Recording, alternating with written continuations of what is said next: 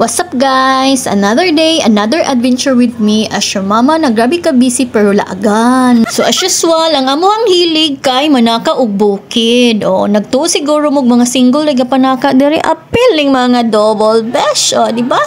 Fully pack. Kung ang inyuhang hilig kay namo sa mall, amo pa ang hilig is naa diri sa daghang sagbot. Pero guys, ang makarelate ra bitaw ani is kanara yung mga nature lover. Moingon pud ang uban nga unsa may makuha ninyo kung musaka mog bukid. Daghan mig makuha oy, sakit, lami, pamaol, unsa pa. Basta kay mao na to pangitaon gini hapon nimo ang pamaol nga lami. O bitaw mao ni ang amuang way panaog mi ani.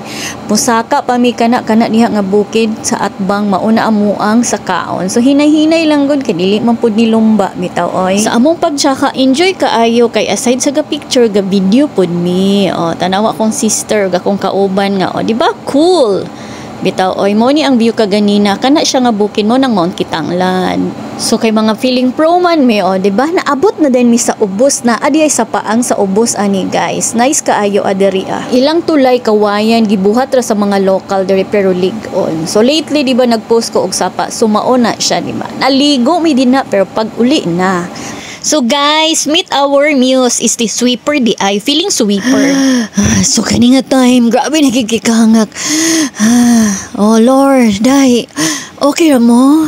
Pero sa wakas guys, naabot ra gyud mi sa atbang sa among gisakaan, no? Di ba? Paspas gihapon oy, mga 100 steps lang abot na mi. Medyo ulan-ulan day ni guys, sumoong ang palibot, medyo hapon-hapon na sad ni siya, mga around 4 PM ang palibot ani medyo gloomy na gid siya, then mga pangit-ngit na hapit.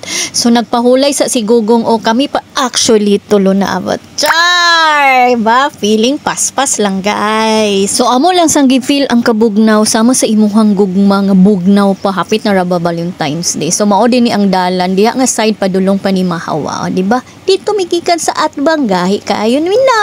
Pitaw oy, nice kayo ang view ba?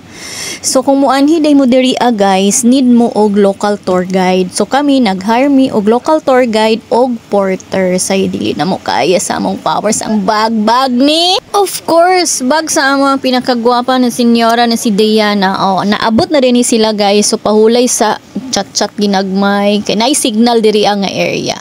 So hinahinay na sad mi og saka padulog mi sa among campsite. So watch out for our next video.